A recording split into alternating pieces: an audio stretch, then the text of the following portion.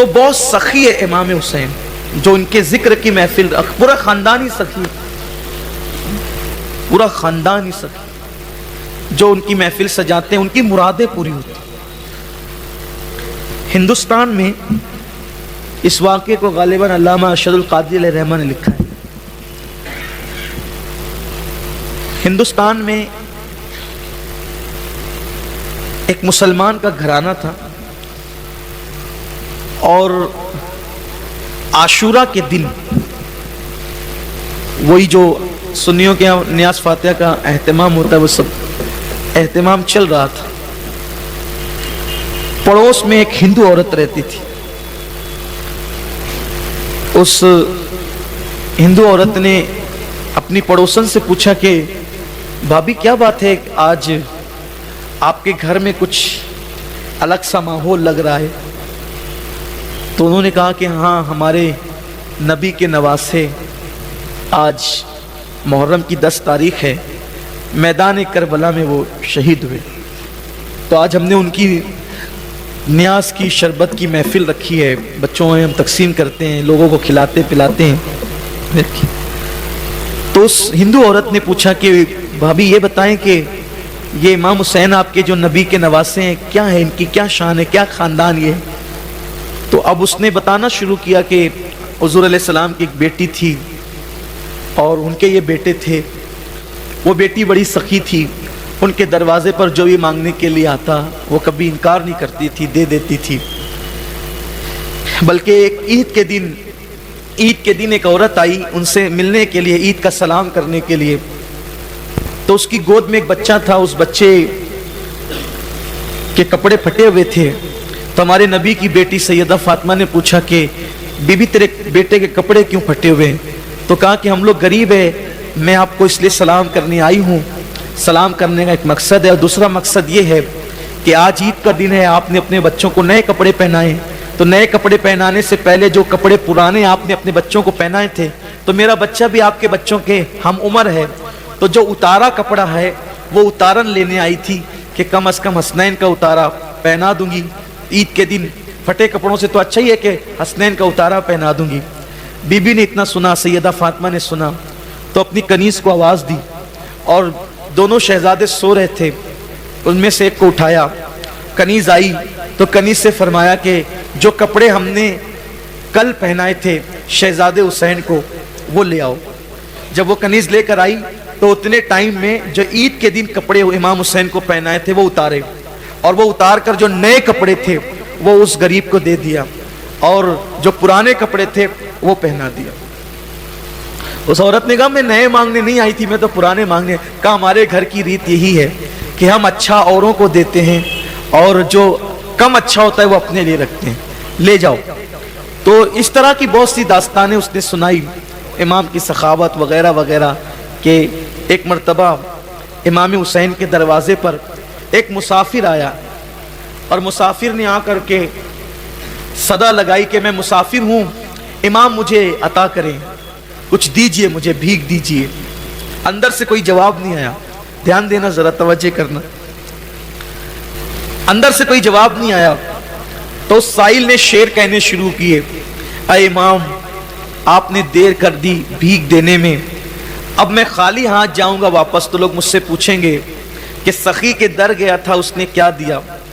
اگر یہ کہوں کہ دیا تو جھوٹ، اور یہ کہوں کہ نہیں دیا تو آپ کی یہ شان نہیں۔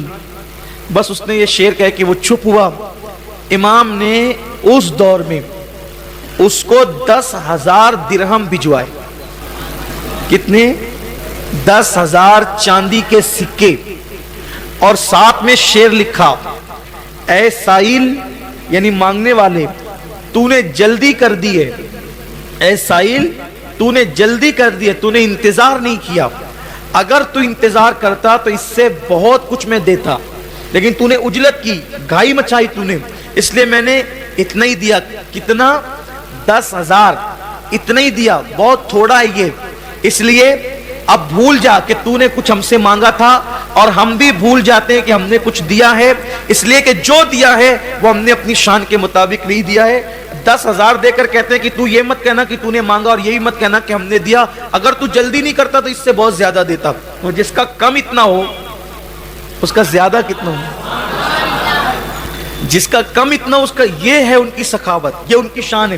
تو یہ ساری داستان جب اس ہندو عورت نے سنی تو سننے کے بعد اس نے کہا اے کربلا والے تو بڑا سخی ہے، میں تجھ سے کچھ اور نہیں مانگتی، لا ولد ہوں، بس اپنے گھر میں ایک بیٹا مانگتی، کچھ نہیں مانگتی، بس اپنے گھر میں ایک بیٹا، مجھے ایک بیٹا عطا کر دے.